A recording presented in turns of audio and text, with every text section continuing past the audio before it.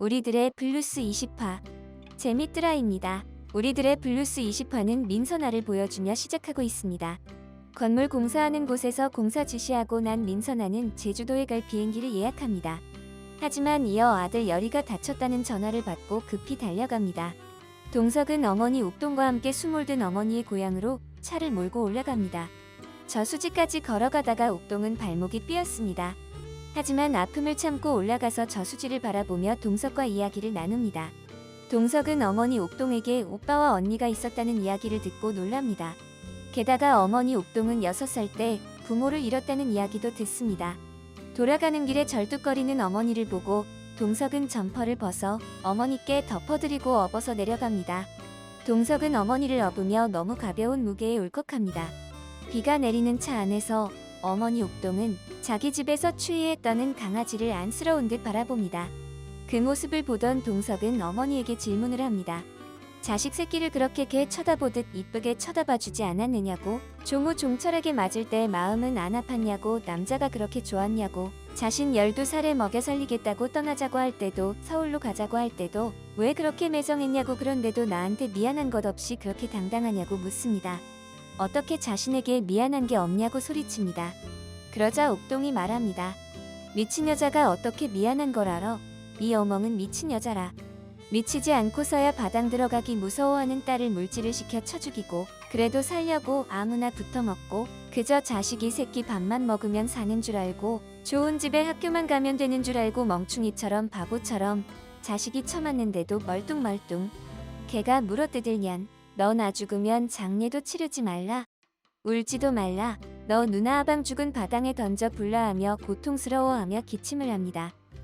어머니 옥동은 6살에 부모 잃고 13살부터는 식당에서 일하다가 동석의 아버지를 만나 겨우 행복을 찾아 살았지만, 남편이 죽고 의지하던 큰딸도 죽자 오로지 동석을 살리기 위해 스스로 미친 여자가 되어 버리고 만 것이었습니다. 너무 미안하고 너무 죄스러워서 사랑하는 아들 동석에게 미안하다고도 못하는 그런 불쌍한 여인이었던 것입니다. 동석은 이제야 어머니의 마음을 알았습니다. 아파하는 어머니를 병원에 데려와서 응급치료받게 했지만 동석은 의사에게 야단을 맞고 어머니를 입원시키려 했습니다.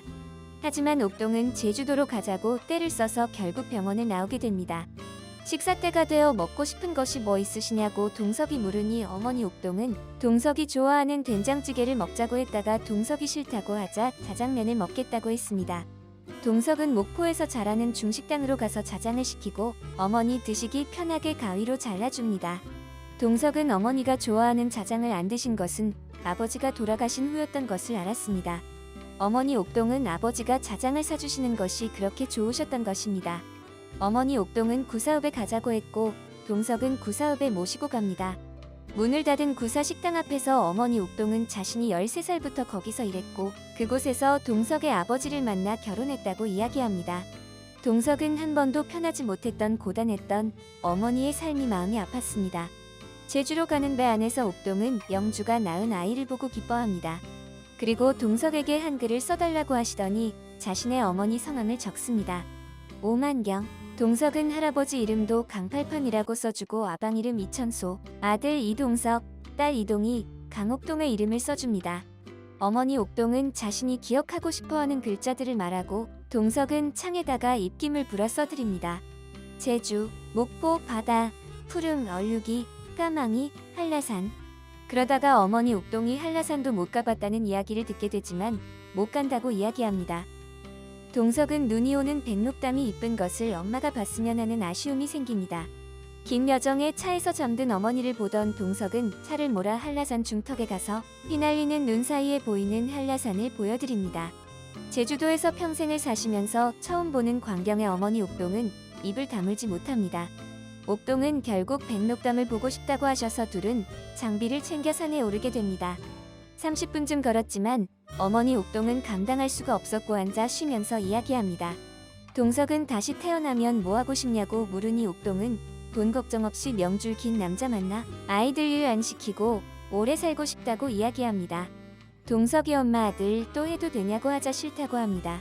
앉아 쉬면서 동석은 자신이 옛날처럼 얌전하고 말을 잘 듣고 잘 웃으면 아들 삼아줄 거냐, 그러자 그렇게 하시겠다고 하십니다.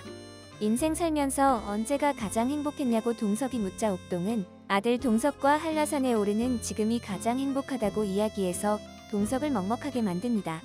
결국 옥동이 더 올라가는 것은 무리라고 생각한 동석은 자신이 백록담을 찍어오겠다고 하고 내려가는 등산객에게 어머니를 맡기고 힘을 다해 산을 오릅니다. 눈이 많이 와서 더 올라가지 못하게 된 동석은 동영상을 찍으며 나중에 꽃 필 때 엄마랑 같이 오자고 하며 눈물을 흘립니다. 집으로 돌아온 동석은 들어가던 옥동을 불러 세워 자기 집을 보여드리고 싶은데 보겠느냐고 해서 그동안 고쳤던 집에 모시고 옵니다. 도착해보니 민선아가 그 아들 여리와 함께 와 있어서 만나게 됩니다. 민선아와 이야기 나누던 옥동은 동석이가 참 착하다는 말을 2번이나 하고 집으로 돌아옵니다. 벽에 걸린 가족 사진을 보던 동석에게 옥동은 아방과 누나는 좋은 곳에 갔을 거라고 하며 좋은 곳에 갔으니 돌아오지 않는 거라고 이야기합니다. 동석은 염려가 되었지만 엄마에게 다음날 된장찌개를 끓여달라고 부탁하고 떠납니다. 어머니 옥동은 그제야 환한 미소를 보이며 주무십니다. 다음날 일찍 옥동은 된장찌개를 끓이고 밥을 짓습니다. 강아지와 고양이에게 밥도 줍니다. 동석이 집에 들어오니 된장국 옆에 누워 주무시고 계십니다. 동석은 어머니의 된장국을 반가워하며 먹으려다가 기척 없는 어머니를 보고 긴장합니다. 동석은 돌아가신 어머니 옆에 누워서 손을 잡고 얼굴을 쓰다듬고 부둥켜 안고 울면서 자신은 엄마를 미워한 것이 아니라 평생 화해하고 싶고 사랑한다고 말하고 싶었던 것이라고 고백합니다. 어머니가 돌아가신 후 1개월 후에 마을 운동회에 모두가 모였습니다. 영주는 갓난아이를 데려왔고 봄이란도 같이 오고 춘희 삼촌과 동석은 2인 삼각 경기를 준비합니다. 그렇게 20화 최종화를 마무리합니다. 20화를 마무리하면서 드라마에 나왔던 모든 단역 배우의 면면과 스태프들의 면면을 보여주었습니다.